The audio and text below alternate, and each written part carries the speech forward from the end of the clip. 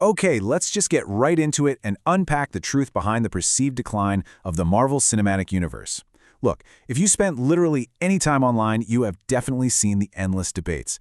Is Marvel losing its magic? Have these latest phases completely derailed the most successful franchise in film history? Well, in today's Explainer, we are putting all those subjective opinions on pause. We're relying entirely on hard data to finally separate the myth from the reality.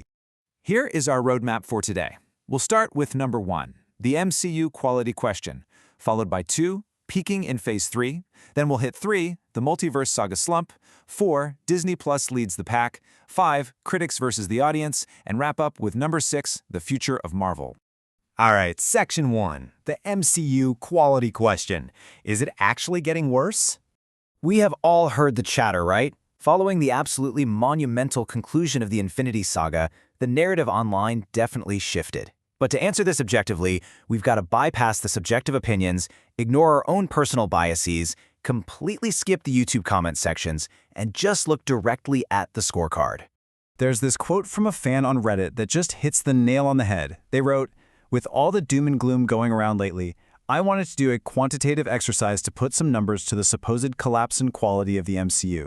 That perfectly captures the current mood of the fandom. There's this tangible feeling of doom and gloom. And honestly, that sentiment is exactly what prompted our own data-driven investigation for this explainer. Let's put some real numbers to it."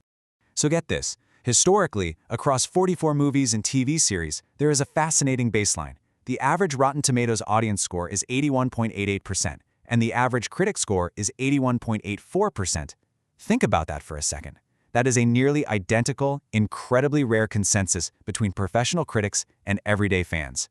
This remarkable consistency is the whole foundation of Marvel's success, and it sets the perfect stage to analyze exactly what went wrong. Moving on to Section 2, peaking in Phase 3. 89%. That number represents the historically high average tomatometer score of Phase 3 theatrical films. By pretty much all statistical measures, this was the absolute golden age of the MCU. The certified critics across the board largely agreed that Marvel peaked right here, with 58% of the movies in this phase scoring above a 75% average critic score. But when you track the chronological evolution, you see an undeniable drop in critical acclaim for theatrical films. We fall pretty sharply from that 89% high down to 76% in Phase 4 and then to a really concerning 65% in Phase 5. While legacy franchises carried Phase 3 with massive universal hits like Black Panther, the post-Infinity Saga eras basically became a story of extremely polarized hits and misses. Which brings us to Section 3, the multiverse saga slump. So, what happened? Well, industry analysts attribute a massive part of this slump to what they call the homework effect. Suddenly, casual moviegoers were burdened with having to track dozens of hours of interconnected streaming content just to understand a standard theatrical entry. It literally felt like homework, which led a lot of people to just skip the movies entirely, dragging down the franchise's momentum and critical reviews. Heading into the multiverse saga, it felt like Marvel was untouchable. But then reality hit hard. Eternals and Quantumania both dropped below the 50% mark on Rotten Tomatoes. These were the franchise's very first rotten statuses. And compounding that, they earned completely unprecedented B- cinema scores from audiences, marking basically the roughest theatrical stretch in MCU history.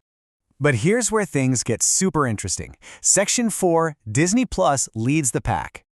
Okay, this is the core revelation of this entire explainer. The true critical darling of the current Marvel era isn't theatrical slate at all. The Disney Plus series absolutely lead the pack with a massive 90.3% average on the tomatometer. They significantly outperform both the theatrical films and the legacy Netflix series. And it's not just the professional critics saying this. Audiences consistently award those same Disney Plus shows an almost identical 90.1% average. So why do these series lead the ratings so decisively?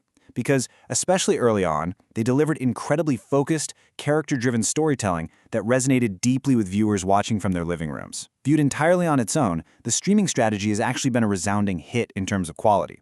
If we look at the timeline, it's just a pattern of rapid-fire success. In 2021, WandaVision debuted with a 92%. That was immediately followed by Loki, also at 92%, What If at 94%, and later Ms. Marvel hitting a totally staggering 98%. These high ratings aren't a fluke, they're a consistent reality. But the crazy irony here? The immense success and sheer volume of these great shows is exactly what created that theatrical homework effect we talked about earlier. Let's look at Section 5, Critics versus the Audience. So as we dig deeper, a massive divide emerges. While critics clearly viewed Phase 4 as a weak link, handing it a 76% average, the audience score tells a vastly different story. The audience average for Phase 4 is a really robust 88%. Technically speaking, based on Rotten Tomatoes user data, Phase 4 is actually the highest-rated phase for fans. They absolutely loved hits like Spider-Man No Way Home and Shang-Chi. Take Quantumania, for example.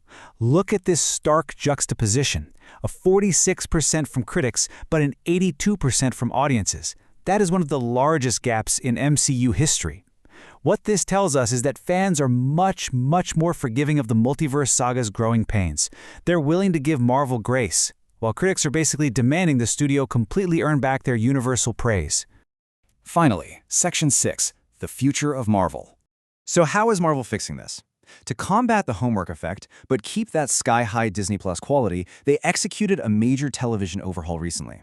They're producing less overall content, they completely abandoned their weird initial pipeline to hire traditional TV showrunners, they're moving to multi-season structures instead of treating shows like stretched-out movies, and most importantly, they launched Marvel Spotlight, purely for character-driven stories that don't impact the larger narrative. Basically, they're explicitly trying to kill the homework requirement.